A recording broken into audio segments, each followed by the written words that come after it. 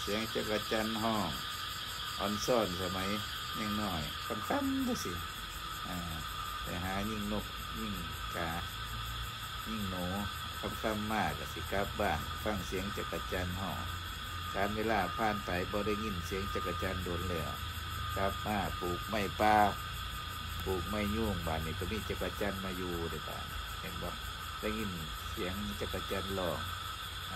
เฮ็ดในระบบนิเวศบ่งบอกถึงระบบนิเวศเริ่มจะสมบูรณ์เลยจักรจันทร์มาอยู่มาอาศัยนกหนูมาอยู่มาอาศัยต่อไปก็ผึ่งตอสิมาอยู่มาอาศัยเป้าหมายสุดท้ายคืออยากให้ผึ่งกับตอมาอยู่เลยเราอยากกินอาหารสั้นสูงคือกินตอและผึ่งนะครับรอดูรอชมเด้อว่าผึ่งตอสมาเห็ดรังใส่สวนโคกน้องหน้าข่อยบอนะครับตอนนี้ก็ฟังเสียงจักรจันทร์ไปก่อนครับสวัสดีครับ